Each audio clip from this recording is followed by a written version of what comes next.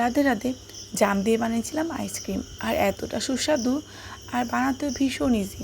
তো এখনও পর্যন্ত যারা যারা জামের এরকম আইসক্রিম বানাননি তারা কিন্তু অবশ্যই একবার বানান। গ্যারেন্টি সহ বলতে পারি, এখনও পর্যন্ত যত রকমের আইসক্রিম খেয়েছেন তার থেকে এর স্বাদ কিন্তু একদমই আলাদা, আর সকলের ভীষণ পছন্দ হবে। তো তার জন্য প্রথমে আমি নিয়ে নিয়েছি এক বাটি জাম, আর সেগুলোকে খোসা ছাড়িয়ে দানাগুলোকে বের করে নিয়েছি। জামগুলোর স্মুথ একটা পেস্ট বানিয়ে নেব, তার জন্য ছোট্ট একটা মিক্সিং জারের মধ্যে নিয়ে নিয়েছি। আর এর মধ্যে প্রায় 2 থেকে 3 টেবিল চামচ মতো দিয়েছিলাম গুড়। তারপর খুব স্মুথ একটা পেস্ট বানিয়ে নিয়েছি। দেখুন কত সুন্দর হয়েছে জামের পিউরিটা, আর কালারটাও দেখুন কতটা সুন্দর এসেছে। একটা মিক্সিং বোলের মধ্যে আমি নিয়ে নিয়েছি 2 টেবিল চামচ হুইপড ক্রিম। এর পরিবর্তে আপনারা অবশ্যই ফ্রেশ ক্রিম ইউজ করতে পারেন, সেক্ষেত্রে ফ্রিজে রেখে একদম কিন্তু চিল্ড ইউজ করবেন। আর তার সাথে কিন্তু একটু পাউডার মিল্কও অ্যাড করতে হবে। তো যাই হোক, আমার এদিকে কিন্তু ক্রিমটাকে হুইপ করা হয়ে গেছে। আমি একটা বাটির মধ্যে অর্ধেকটা ক্রিম তুলে রাখছি, আর বাকি অংশটার মধ্যে আমি মেশাবো জামের পাল্প। তো আমি জামের পাল্পটা মিশিয়ে দিচ্ছি, আর জামটাকে ব্লেন্ড করার সময় কিন্তু এর মধ্যে জল দেওয়া যাবে, এরকম ঘন পিউরি কিন্তু ইউজ করতে হবে। তো এবার ক্রিমের সাথে জামের পিউরিটা খুব ভালো করে মিশিয়ে নিচ্ছি।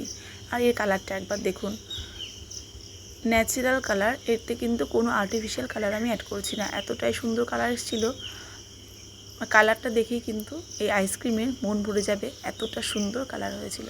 তো যাই হোক, তারপর আমি একটা আইসক্রিমের বক্স নিয়ে নিয়েছি, যে কোনো কন্টেনার নিতে পারেন এয়ারটাইট। তারপর একটু একটু করে সাদা ক্রিম, একটু জামের পাল্প মেশানো ক্রিম এরকমভাবে ছড়িয়ে ছিটিয়ে দিয়ে দিয়েছি।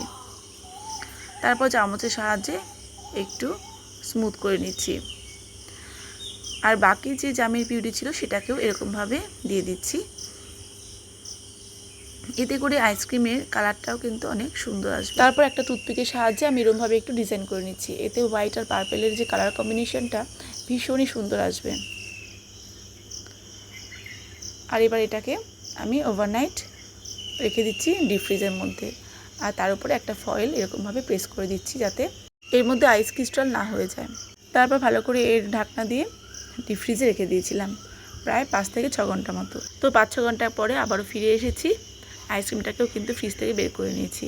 এবার চেক করে নেব এটা কতটা সুন্দর সেট হয়েছিল।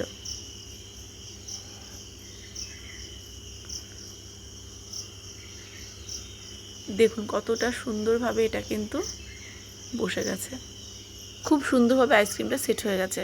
তো এবার এটাকে স্কুপ করে নেব, একটা স্কুপারের সাহায্যে আমি সুন্দরভাবে এটাকে তুলে নেওয়ার চেষ্টা করছি। দেখুন কতটা সুন্দরভাবে উঠে এসেছে। তো এটাকে আমি সার্ভ করে দিচ্ছি। তো দেখুন মাত্র 2টো উপকরণে এত সুন্দর একটা আইসক্রিম ঘরেই তৈরি করা যায়। এর মধ্যে কিন্তু সেরকম কিছুই আমি ইউজ করিনি, সামান্য গুড়, জাম আর ক্রিম। আর এর মধ্যে আলাদা করে কোনো ফ্লেভার বা কালার কিন্তু অ্যাড করতে হয়নি। হোয়াইট আর পার্পেলের কালার কম্বিনেশনে এই আইসক্রিমটা দেখতে যতটা আকর্ষণীয় ছিল, খেতেও কিন্তু তার থেকে আরও বেশি আকর্ষণীয় ছিল। আর এর স্বাদ না খেলে একদমই বোঝা যাবে না। তো যারা যারা এখনও বানাননি তারা ঝটপট বানান। আমি তো ভগবানকে ভোগ লাগিয়ে দিয়েছি জামের আইসক্রিম। তো জামের সিজন থাকতে থাকতে বানিয়ে নিন জামের এই সুন্দর সুস্বাদু আইসক্রিম, আর এনজয় করুন। রাধে রাধে।